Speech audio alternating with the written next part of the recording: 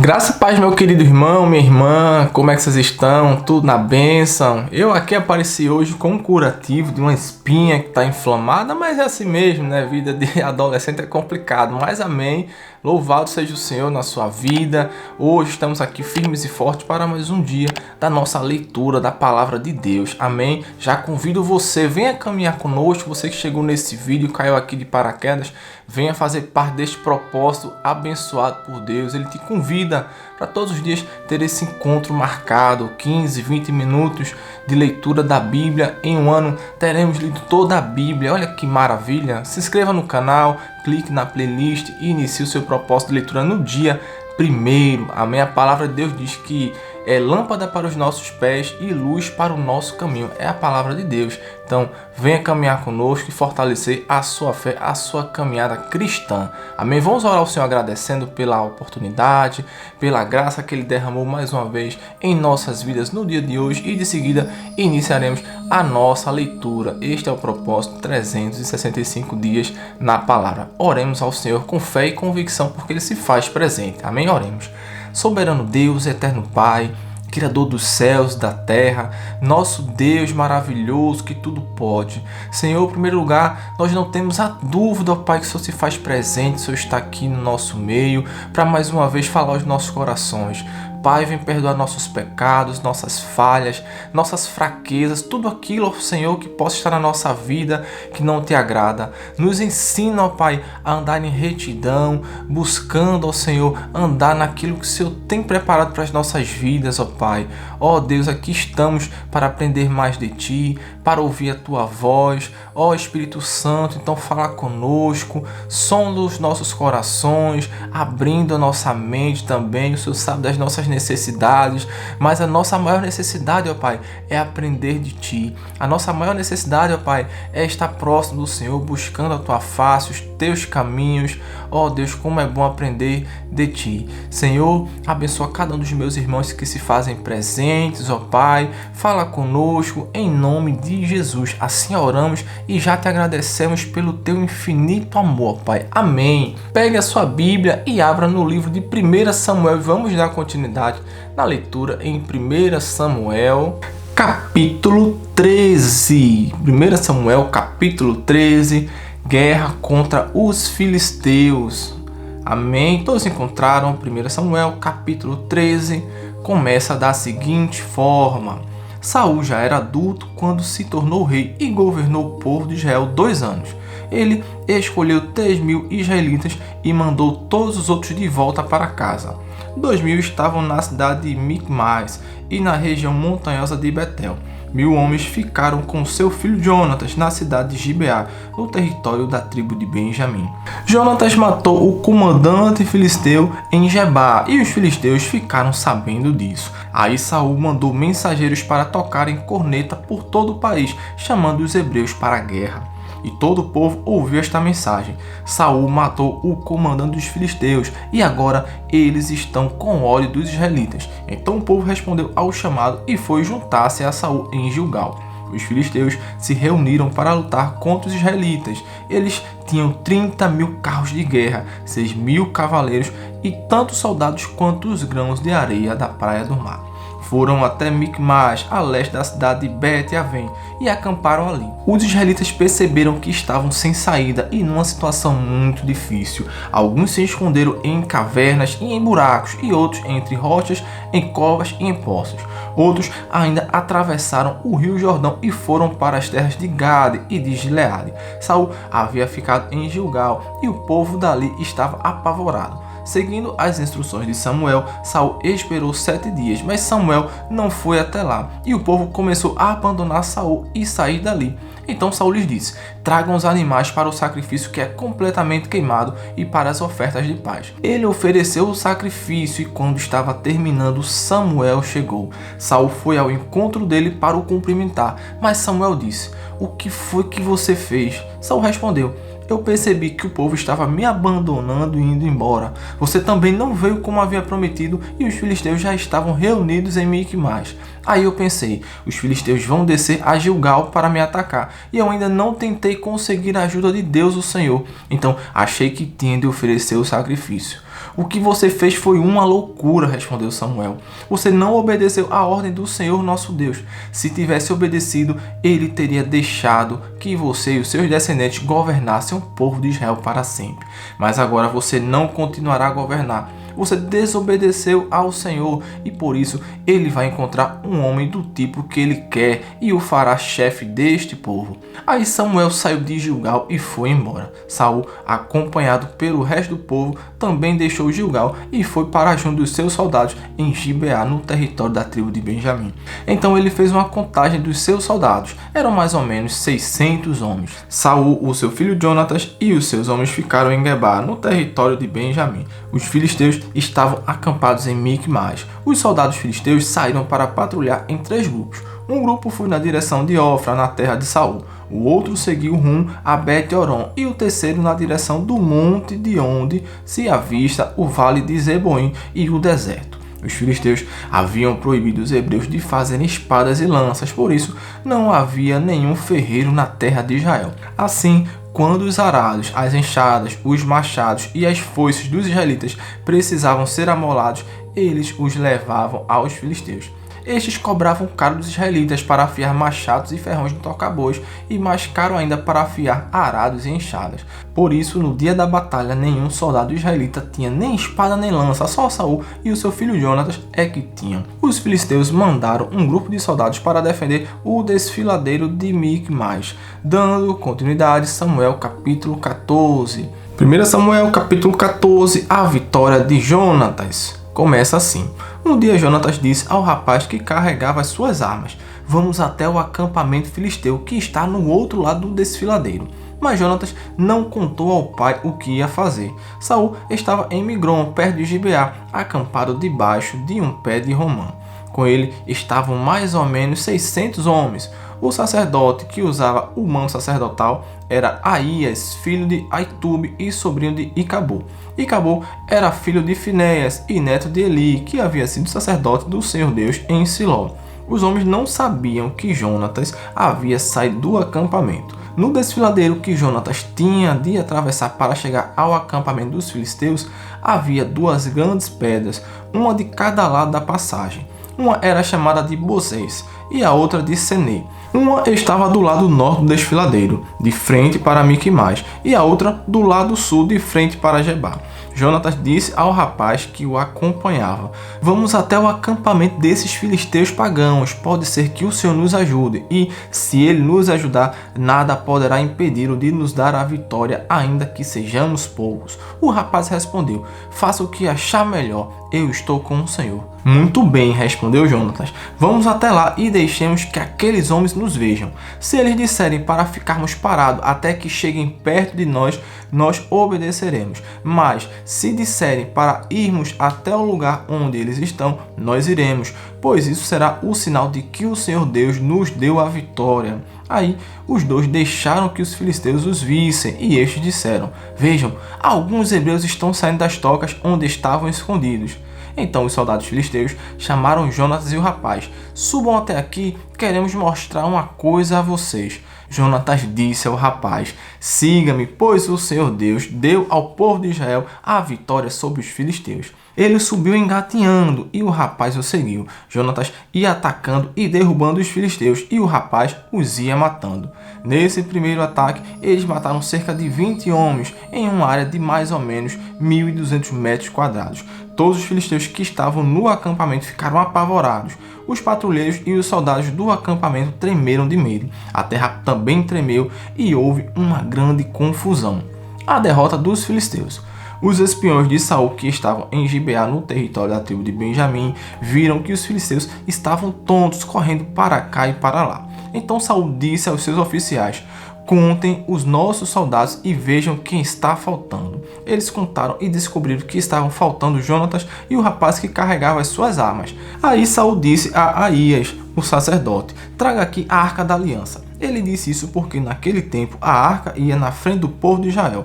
Enquanto Saul falava com o sacerdote, a confusão no acampamento filisteu aumentava cada vez mais. Então Saul disse ao sacerdote: você não precisa mais consultar o Senhor. Aí ele e os seus homens entraram na batalha contra os filisteus. estes, em completa confusão, estavam lutando uns contra os outros. Os hebreus que haviam passado para o lado dos filisteus e tinham ido para o acampamento com eles mudaram de lado outra vez e se juntaram com Saul e Jonatas. Os israelitas que estavam escondidos nas montanhas de Efraim também souberam que os filisteus estavam fugindo. Eles se reuniram e atacaram os filisteus, lutando todo o caminho até além de Bet-Avém. E o Senhor Deus deu naquele dia a vitória ao povo de Israel. Depois da batalha. Naquele dia os israelitas estavam fracos de fome porque Saul havia feito este juramento: quem comer qualquer coisa hoje, antes de eu me vingar dos meus inimigos, será amaldiçoado. Por isso ninguém tinha comido nada o dia inteiro. Todos eles chegaram a um bosque e ali acharam mel por toda parte. As árvores estavam cheias de mel, mas ninguém comeu nada porque eles estavam com medo do juramento de Saul. Mas Jonatas não tinha ouvido seu pai dar a ordem ao povo, por isso estendeu o bastão que tinha na mão, molhou a ponta num favo de mel e comeu um pouco de mel, e logo se sentiu melhor. Mas um dos homens disse: todos estão fracos de fome porque o seu pai nos amaldiçoou, dizendo: quem comer qualquer coisa hoje será amaldiçoado. Então Jonatas respondeu: o meu pai fez uma coisa terrível com o nosso povo. Vejam como estou me sentindo melhor depois de comer um pouco deste mel. Teria sido bem melhor se hoje o nosso povo tivesse comido o alimento que tomou do inimigo quando o derrotou. Imagine quantos filisteus mais eles teriam matado. Naquele dia os israelitas derrotaram os filisteus lutando desde Micmas até Aijalon. A essa altura os israelitas estavam muito fracos de fome, por isso avançaram sobre o que haviam tirado os inimigos, isto é, as ovelhas, as vacas e os bezerros, e os mataram ali mesmo e comeram a carne com sangue. Aí alguém foi dizer a Saul: olha, o povo está pecando contra Deus comendo carne sem primeiro deixar escorrer o sangue. Saul gritou: isso é traição, rolem aqui para mim uma pedra grande. E ordenou ainda: vão para o meio do povo e digam a eles que tragam aqui o seu gado e as suas ovelhas, e que os matem e os comam aqui, e que não pequem contra Deus comendo carne com sangue. Por isso, naquela noite, todos trouxeram o seu gado e o mataram ali. E Saul construiu um altar para o Senhor Deus, e esse foi o primeiro que ele construiu. O povo salva Jonatas. Aí Saul disse aos seus soldados: vamos descer de noite e atacar os filisteus. Até o amanhecer, nós tomaremos tudo o que eles têm e não deixaremos nenhum filisteu vivo. Eles responderam: faça o que achar melhor. Mas o sacerdote disse: primeiro vamos consultar a Deus. Aí Saul perguntou a Deus: devo atacar os filisteus? Tu darás a vitória ao povo de Israel?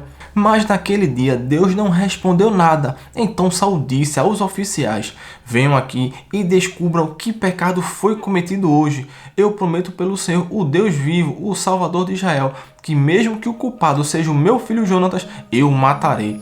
Mas ninguém respondeu nada. Então Saul ordenou: fiquem todos de um lado, eu e o meu filho Jonatas ficaremos do outro. Faça o que achar melhor, responderam eles. Então Saul disse ao Senhor, o Deus de Israel: ó Deus, por que não me respondeste hoje? Ó Senhor Deus de Israel, responde por meio do sorteio. Se a culpa for minha ou de Jonatas, responde pela pedra marcada Urim. Mas se a culpa for de Israel, o teu povo, responde pela pedra marcada Tumim. E a resposta indicou Jonatas e Saul, e não os soldados. Então Saul disse: façam o sorteio para saber se a culpa é minha ou do meu filho Jonatas. E Jonatas foi indicado. Então Saul perguntou: o que foi que você fez? Eu comi um pouco de mel que tirei com a ponta do bastão que eu tinha na mão, respondeu Jonatas, e estou aqui pronto para morrer.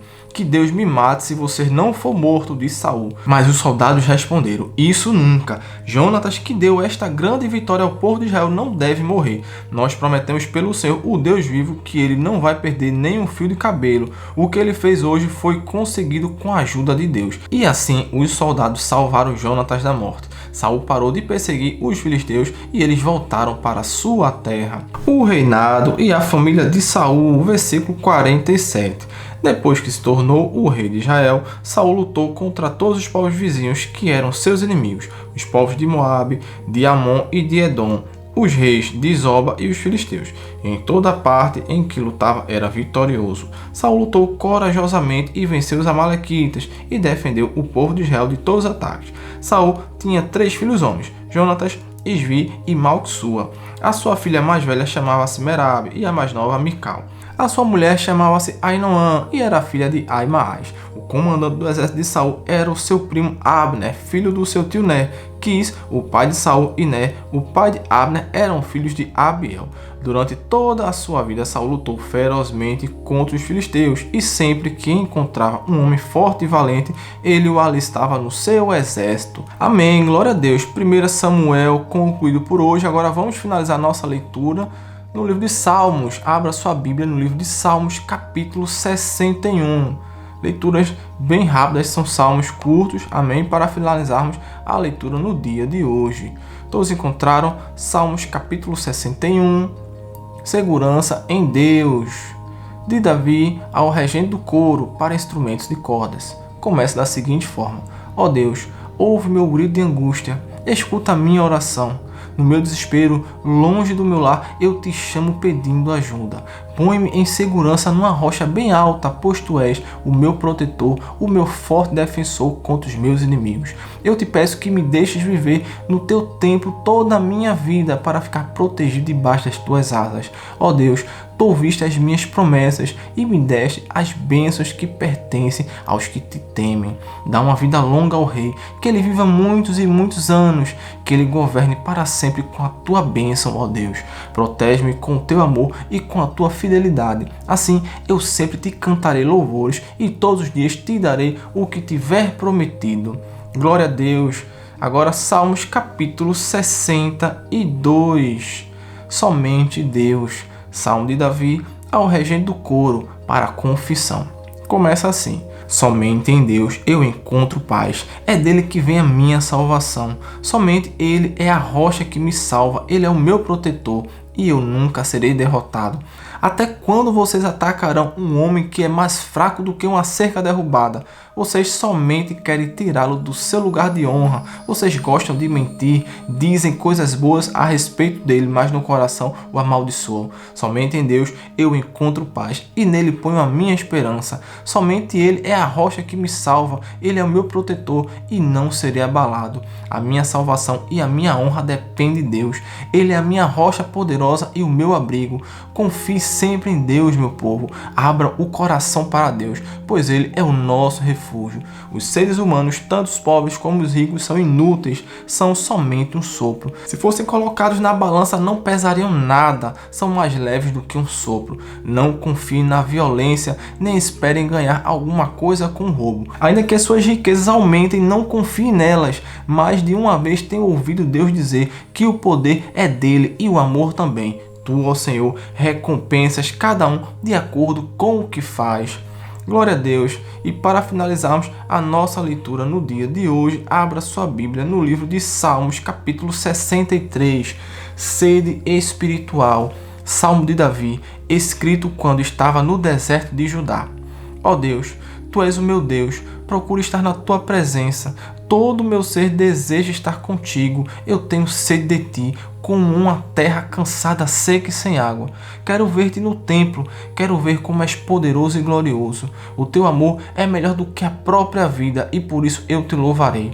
Enquanto viver, falarei da tua bondade e levantarei as mãos a ti em oração. As tuas bênçãos são como alimentos gostosos, elas me satisfazem e por isso canto alegremente canções de louvor a ti. Quando estou deitado, eu me lembro de ti, penso em ti a noite toda, porque sempre me tens ajudado.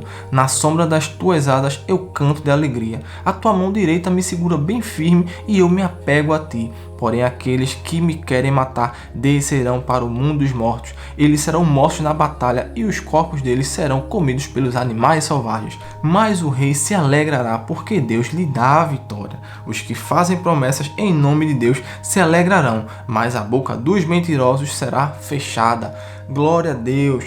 Leitura poderosa concluída no dia de hoje. Amém. Vamos orar ao Senhor agradecendo por esta oportunidade, pelo dia de hoje. Amém. Oremos. Soberano Deus, eterno Pai. Pai querido, te agradecemos por tudo, ó Senhor.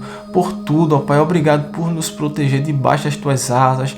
Obrigado, ó Senhor, pela tua fidelidade. Ó Senhor, mesmo sem merecermos, ó Pai, por sermos pecadores, mesmo assim, o Senhor tem sido compassivo, paciente, nos ajudado a perdoar os nossos pecados. Nos ajuda cada vez mais, ó Senhor, a andar em santidade, em retidão na tua palavra. Ó Deus, obrigado por este momento, por esta leitura.